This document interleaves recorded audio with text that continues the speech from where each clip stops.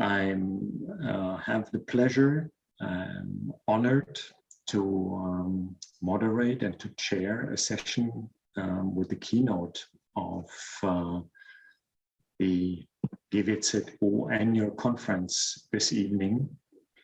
My name is Sebastian Lentz. I'm the director of the Leibniz Institute for Regional Geography, but here in this conference, in this meeting, I am as one of the speakers of the Leibniz Science Campus, Eastern Europe Global Area. Another partner in this campus is the GBZO, and I have the pleasure that we have this type of joint conference or this joint event tonight. I may introduce you, or I may introduce Martin Müller, who is a scholar whose ways have crossed every now and then ours here in Leipzig. The latest was the one of our workshops at the EEGA, and the attempt last year to bring you onto stage, Martin. I'm very happy that we are successful now for tonight. Instead of listing all the stations Martin has had in his life, this kind of traditional academic introduction, I would like to show you that Martin he has some kind of biographical background in what he's presenting today. When I came to know him, he had just switched from a position from coming from Cambridge in UK to Frankfurt in Germany. And he was starting his PhD thesis working on the education of future diplomats in Moscow at the very renowned MGIMO. Martin also studied there as a kind of undercover agent to a certain point, lifting his identity and his intentions every now and then in interviews with those colleagues and those scholars whom he studied with. So a very good example for participant observation and having a reflexive position at the very same time. From this impression, I would insinuate he has never recovered. So having this insight into a very specific world and worldviews in a state which was looking in this kind of institution for a kind of identity, one can draw a line to the conclusions or to the constructions Martin is presenting today. He's known since several years as the advocate of something he calls the Global East. And we are very keen, Martin, to come to learn, come to know another facet of this Global East today. We're happy to have you here, and please, we are very excited to learn more about your ideas on Global East. Thank you very much, Sebastian, for this interesting reading of my development. We have known each other for a while, indeed. It's been a long time now. And thank you also to Corinne and her team for inviting me multiple times and for reorganizing as the corona pandemic swept the world, but still holding tight to this idea of having the conference and of having the keynote, even if it's in a different format now. I know it was lots of work for you to put all this together, and I know you're always very tense when you're organizing a conference and contributing at the same time. but it's been working really well so far. So thank you for having me. I have prepared a presentation, but I should say perhaps that for large parts I will speak off script. I have some things that I've written down, but others I'll be freely formulating as I go along, partly because it's late. And for everyone who's been hanging on until 6 o'clock, you know, you have dinner before you probably, so the only thing between dinner and you is myself. I'll make it as easy to follow as is possible. And the other reason is that via Zoom, it's even more difficult to be staring at somebody at the screen without having the temptation of Googling something along the way. So please pardon me any imprecise formulations. It's just the format, I think, that begs for a little more freedom as I speak. And I want to start with this quote by Walter Benjamin. He visited Soviet Russia from December 1926 to February 1927, and he was so impressed by what he saw that it led him to question some of the ways in which he and his fellow Europeans were accustomed to view their place in the world. He wrote, allen Europäern aber kann nur dringend angeraten werden, auf einer Karte Russlands ihre Ländchen als ein zerfasertes, nervöses Territorium weit draußen im Westen liegen zu sehen. And I would like to start from this short note in his Moscow diaries, published only much later in the 1960s.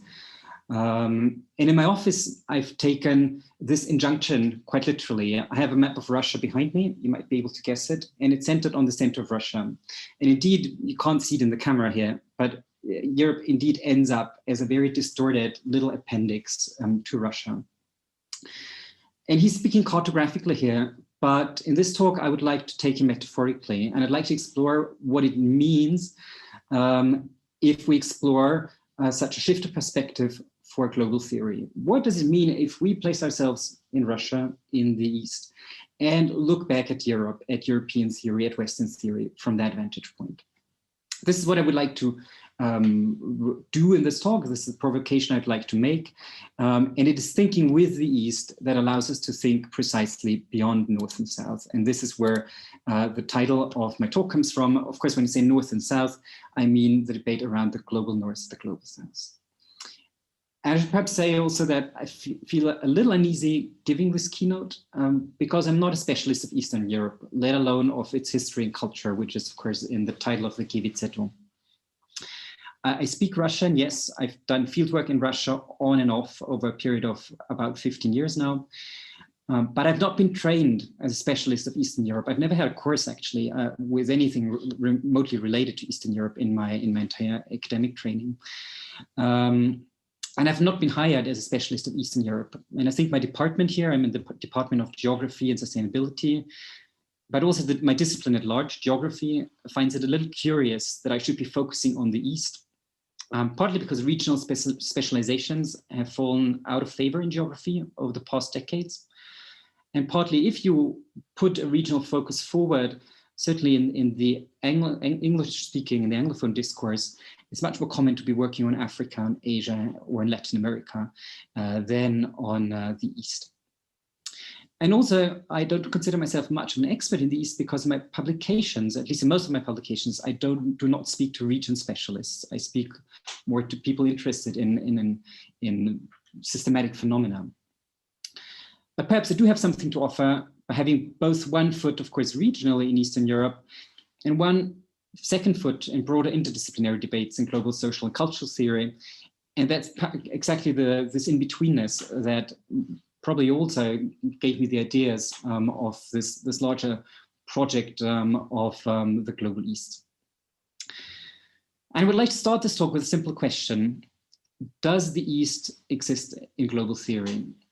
And it's perhaps not such a simple question because there are a couple of terms in this question that perhaps need a note or two of explanation. First of all, the East. For me, the East, as Sebastian said, I've been trying to theorize the East as the global East. And for me, that means not primarily seeing the East as a region, as a territory, but the global East for me is a concept that denotes a relation. And I think the global as part of the global East. I mean, the global is the part that denotes the relation.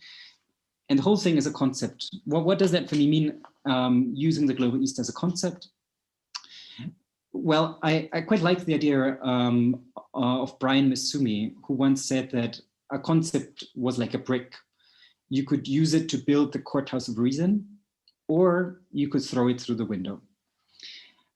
And for me, the global East is a brick which you can actually do these two things. And I think we need to do both with the East. We need to first throw it through the window of existing theory.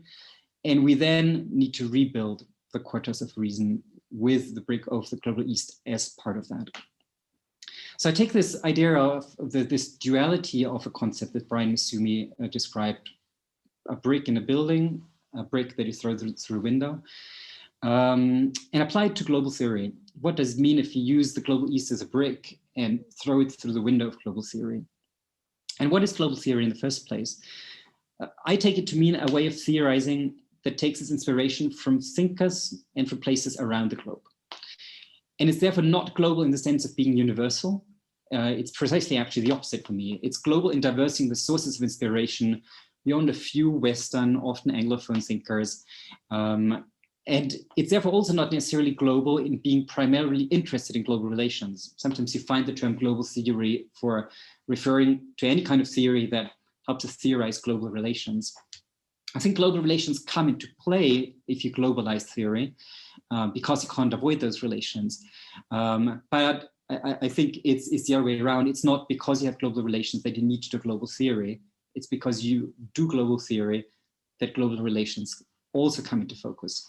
But you could also apply global theory to phenomena and empirical questions that are not at all global. That might be fairly local, fairly localized, fairly circumscribed in space as well. And if you look into the literature in global theory, and I come to answering the question here, does the East exist in global theory? The East might just as well not exist, although it's a very vibrant field at the moment. Or if we find it, its presence is very sparse and erratic. And global theory has taken an upswing in recent years through the movement to decolonize theory making, or to decenter theory making. I'm not using those two terms, decolonizing and decentering, very much in my talk, partly because I'm somewhat skeptical of their relevance or their implications in terms of erasing the East, if you use those terms.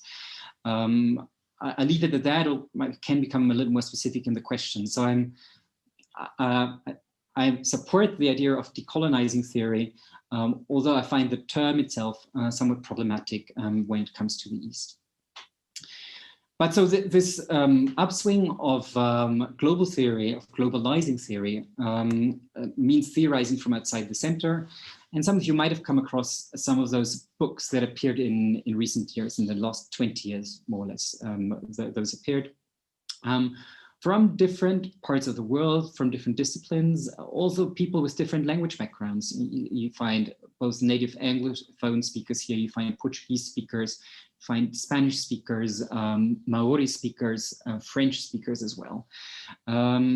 You don't find anyone actually from an Eastern European language having published such a book, which is interesting itself. And the tenor here basically is that we need to decenter theory, we need to globalize theory. The core idea comes through in all of those books, but I like to quote Raymond Cornell here in her book Southern Theory. What does she say? She says, "But social science is at best ambiguously democratic. Its dominant genres picture the world as it is seen by men, by capitalists, by the educated and affluent. Most important, they picture the world as seen from the rich capital exporting countries of Europe and North America, the global metropole. To ground knowledge of society and other experiences remains a fragile project. Yet only knowledge produced on a planetary scale is adequate to support the self-understanding of societies now being forcibly reshaped on a planetary scale." So this is a fairly rich quote here. I'd like to highlight a couple of elements that are interesting in this quote. I'd like to highlight that she's basically highlighting what one could call the geopolitics and the body politics of knowledge. The body politics is the way we are positioned through our different bodily and social markers, seen by men, by capitalists, by the educated and affluent, which is something that probably marks many of us here in the audience, at least about half of us, I would say. Certainly my own positionality. So this is a self-critique as well, because you're exactly getting the keynote by a person that is identified and categorized into those who dominate knowledge. And there's the geopolitics that I've put in bold here. The picture of the world is seen from the rich capital exporting countries of Europe and North America. Well, this is precisely where most theory is being made. But she is tripping here into a little trap, I think, a trap. This is it's very characteristic of many of those books that I showed before, because Europe, of course, as all of us know, is a very, very uneven project. And what many associate with Europe here in this context is, of course, Western Europe. But there's, of course, Eastern Europe, and Eastern Europe is kind of mixed in with Western Europe in this Eurocentrism that's being described here. There's not a separate position or positionality in the geopolitics of knowledge for Eastern Europe here.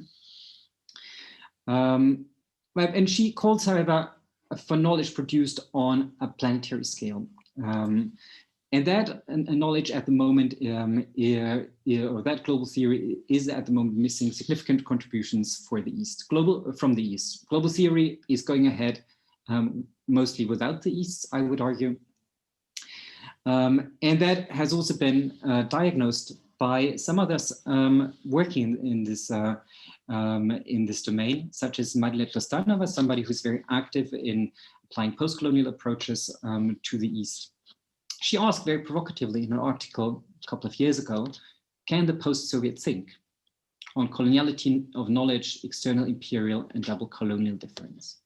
Of course, she's here alluding to, can the subaltern speak? So she's placing herself in the post-colonial lineage.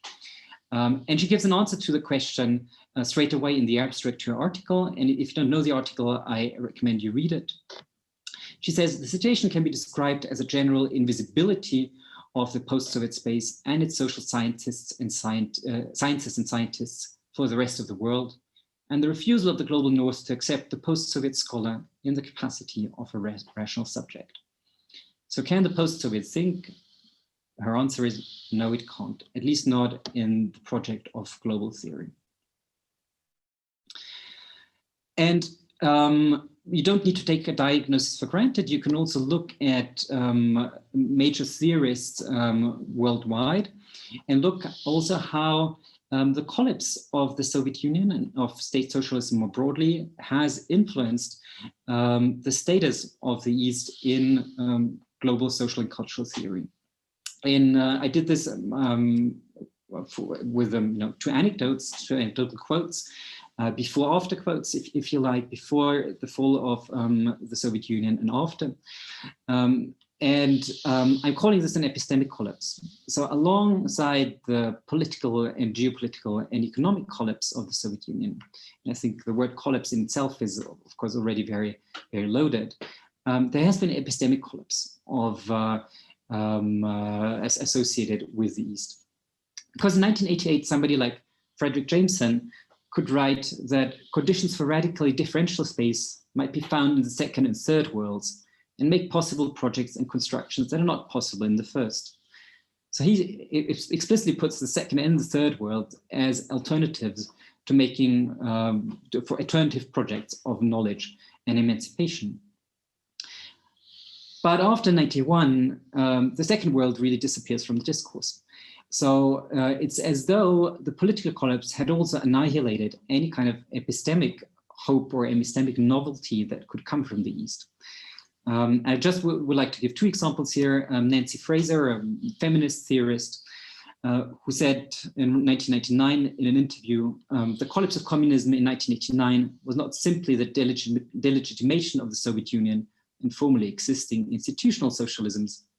Rather, there has been a larger crisis of confidence and crisis of vision on the left.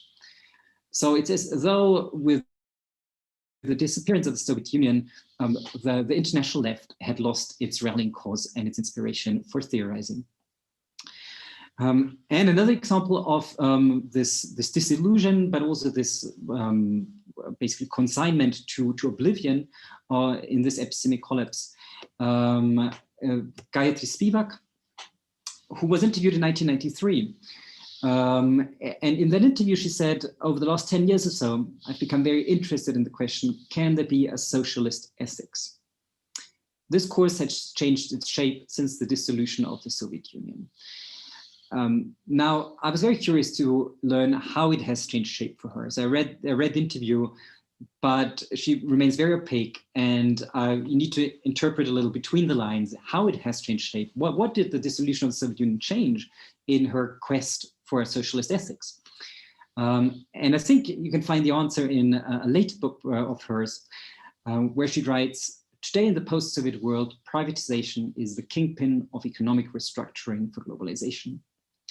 So basically, what was once perhaps a beacon of hope for developing a socialist ethics has now just become another outpost of capitalist globalization for her. And you know, the whole East becoming an imitator basically of the West in this transition. So here as well, she consigns a little the East, or the epistemic potential of the East, to oblivion by saying, you know, that after the Soviet collapse, there's very little left to be learned, perhaps, from the East. So this is a little situation I think we still find ourselves in today. You know, even 30 years after the dissolution of the Soviet Union, almost. And that brings me to the second question. Should the East exist in global theory? Perhaps there is actually no point for it in making any contribution to global theory. Perhaps global theory is just fine without it. Perhaps it would not add anything new. But I think there's an urgent imperative to think with the global East in global theory, to reinscribe them into the project of planetary theory making, if we want to go with Raymond Cornell.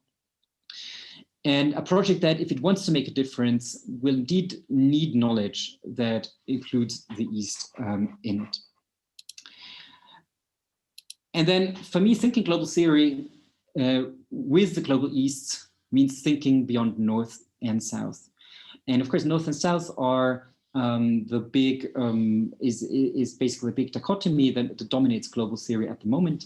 Theorizing from the South is seen as an antidote to Eurocentrism or Northern centrism in global theory. But I'm not advocating an Eastern theory as an end in itself. I don't think we should do an Eastern theory that would theorize how the East is specific and different and so on. But I only see it, perhaps, this thinking with the global East as a means of progressing towards a more global theory that actually deserves the name global. And I've highlighted the preposition here, with, here, because I think it's probably the most important word in the sentence. And because I prefer to the other preposition that we often see in its place, which is the preposition from, thinking global theory from the North, the South, the East. And I think the with is important here because first, it does not reference a place, as the from leads us to do. And I would argue you can think with the East without necessarily thinking from the East or being located in the East. And because the with is also additive and not exclusive, you can think with the East, but also with other points of knowledge at the same time. So thinking beyond North and South does not mean thinking without them. And what has been very important for me is this idea that we need to commit to being with in a world of simultaneous interconnection and ontological difference. And when I use the term global East, it's exactly that I'm trying to do. The global is the interconnection, and the ontological difference is the East, which is not North and North-South. There is interconnection and difference, equality and difference in this movement. And I think we need to avoid the pitfalls of both saying well, the East is completely different and we really need to theorize differently and so on. But also the other pitfall of saying, well, actually, it's just part of the global, just like anything else, and we can use it, theorize it with the same kinds of theoretical approaches. So how could we think such an East of simultaneous interconnection and ontological difference? And I think in doing so, we also need to look a little bit more at the theoretical resources that are coming from the East. And one way of doing this is one way I like to do this here is with the Knight's Move or the Road of the Brave.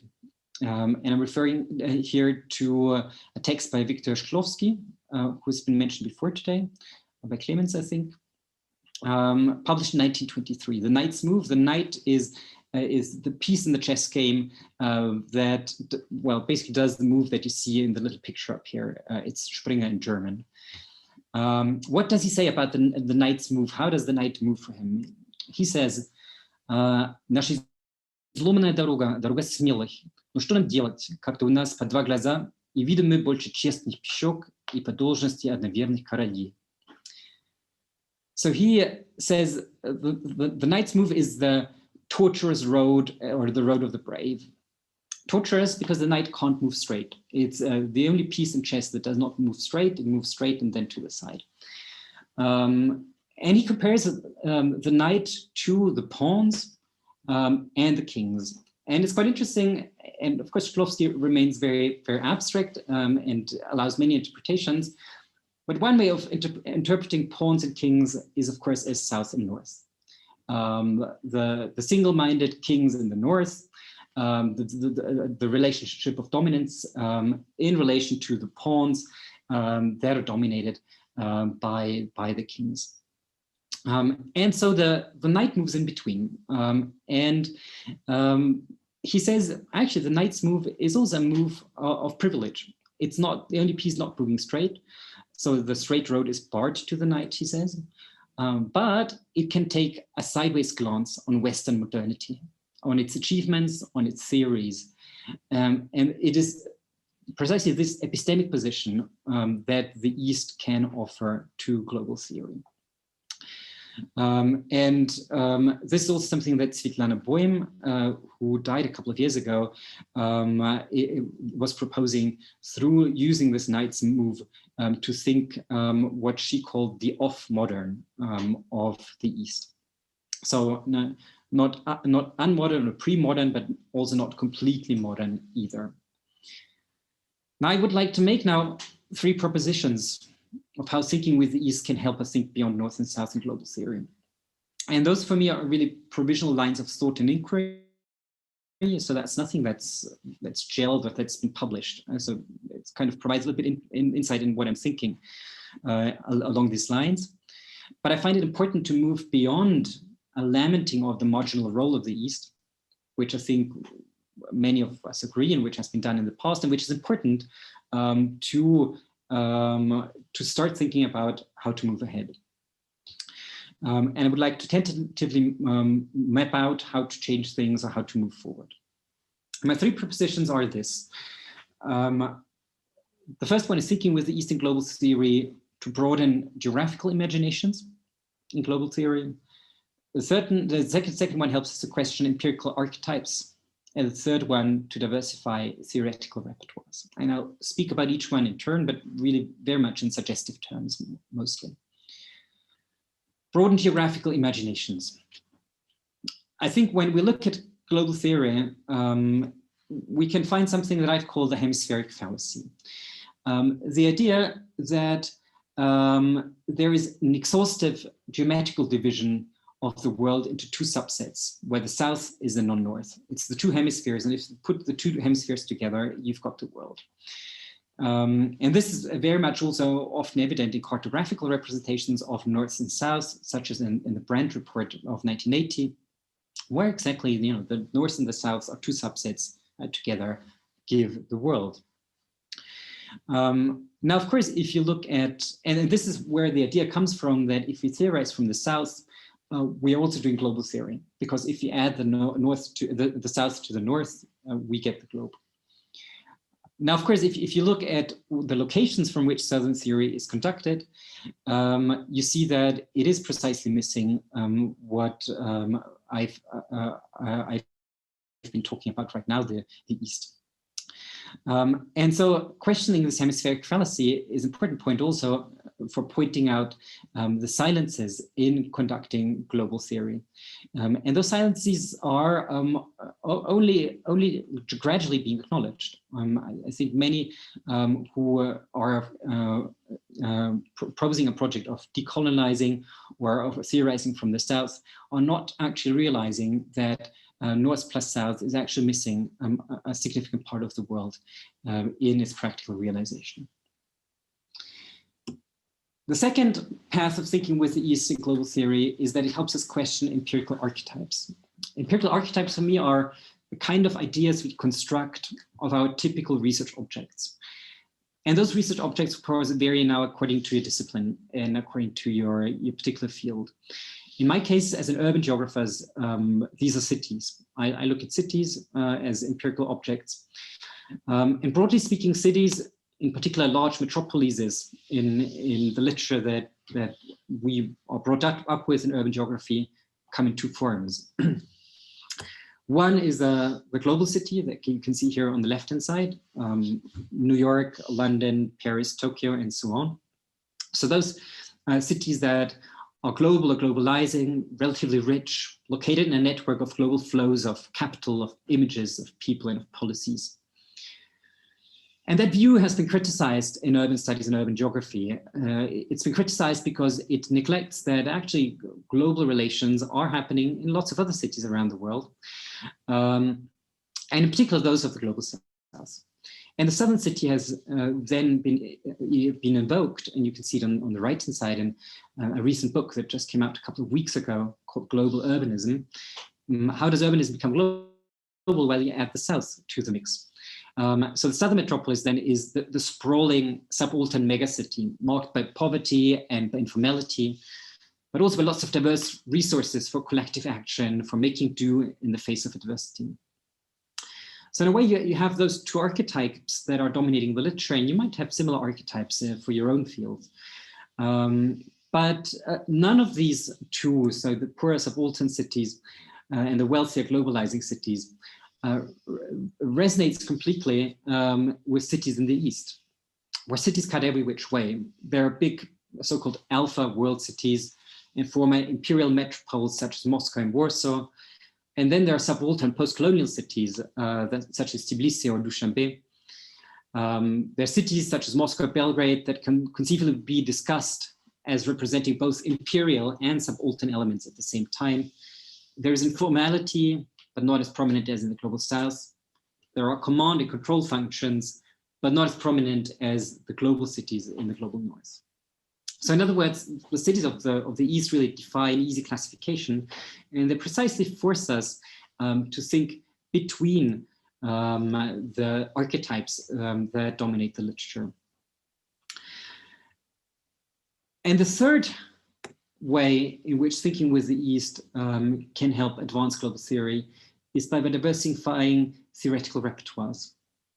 And again, the theoretical repertoires or the theoretical approaches that are current will much depend on our disciplines. For my own, in urban studies and urban geography, neoliberalism and post-colonialism have been the major explanatory frames through which one can explain urban processes. So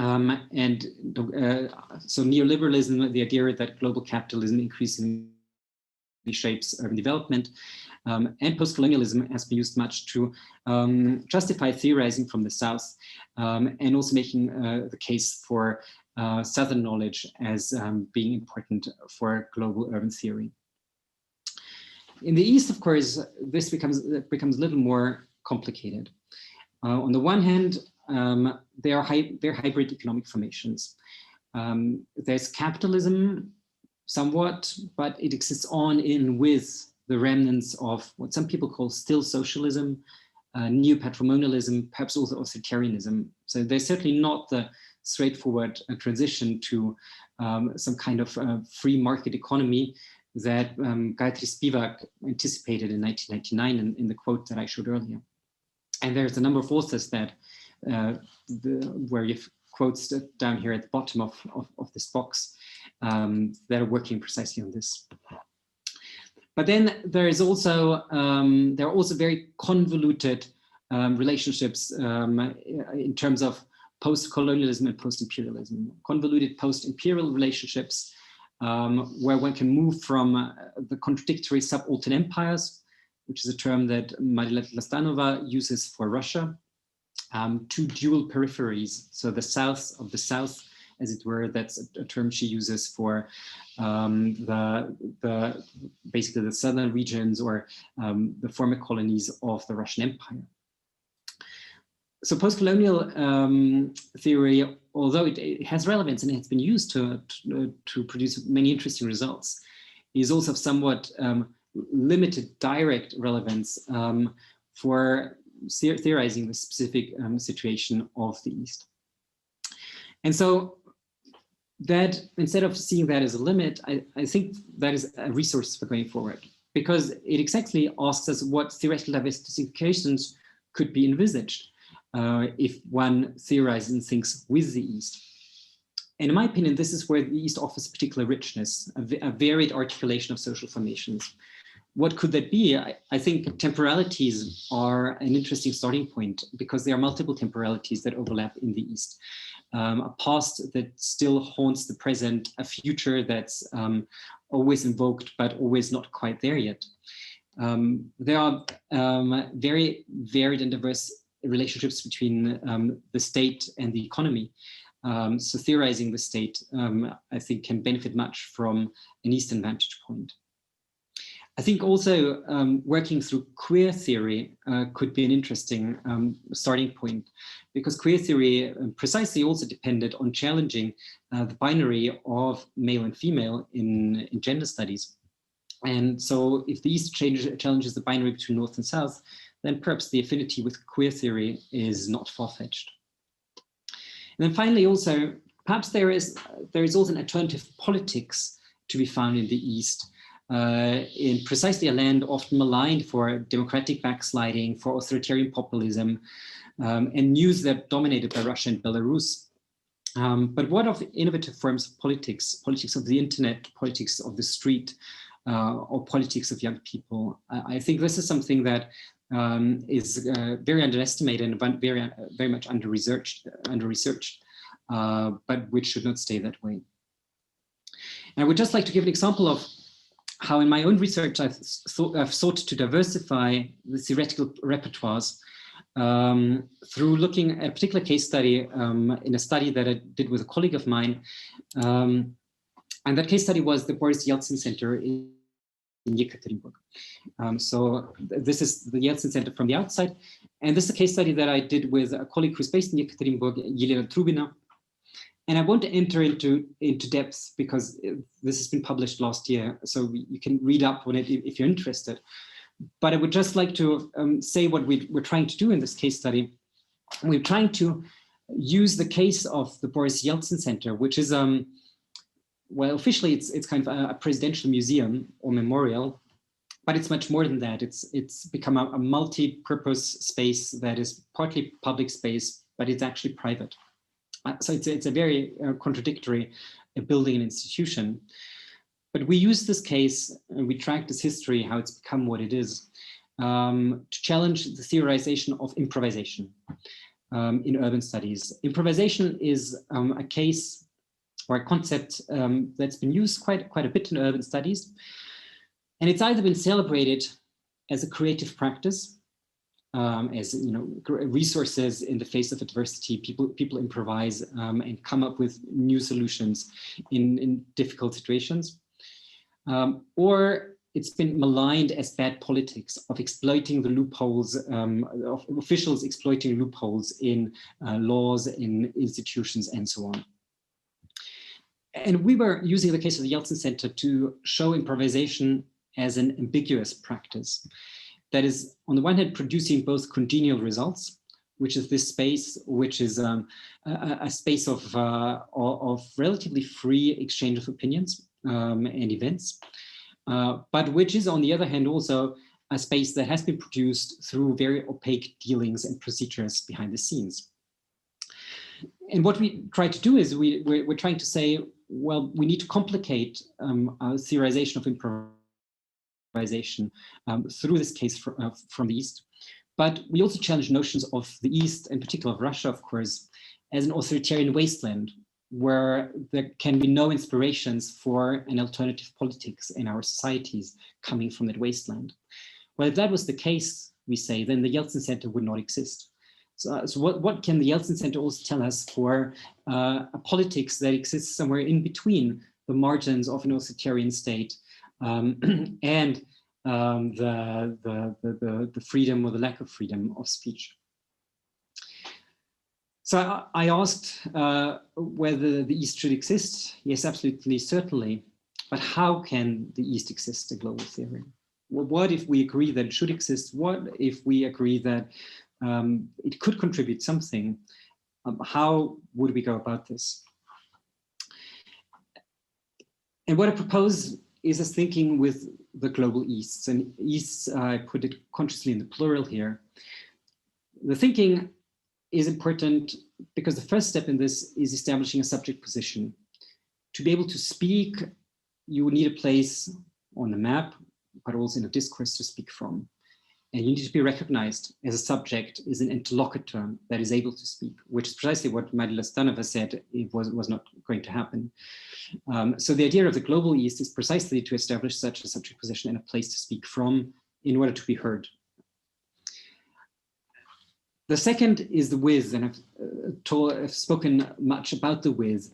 Something that I've not so much mentioned, but which I've tried to do in this talk is a sense of being with, in the sense of solidarity and valorization of knowledge that is produced from the East. And that is, for me, is also politics of citation. Who do we cite for theoretical inspiration? Who do we give credence to? Who are the big names that we put forward in inspiring our own contributions and in legitimating our own contributions? What are the conversations that we enable? And in this sense, all of us can participate in the scholarly politics of the East, because all of us cite all the time. And citing is perhaps an innocuous and invisible act, but it's a very powerful one. And it's becoming even more powerful in an age of bibliometrics, where every citation now is counted and somewhere logged in some kind of record that you're evaluated with. But this with also comes in a decolonial spirit, and I'm using that word here, that refuses to simply imitate Western theories and scholarship. And I've tried, one starting point that I've tried is with Shklovsky, using Shklovsky and not some big Western theorist to try and try and delimit the outlines of this project of thinking with the global East. The global, although I've left it out sometimes before the East, is, I think, an important one. Because it decenters global theory. It decenters it from the North and displaces it on the globe. And it places the global East at the center of the global world and not at the margins. And that's precisely trying to act against this marginalization that has happened over the past decades. And there are multiple ways of being global. And I think, many of you in Leipzig have explored this over the last years in much more depth than I ever could have.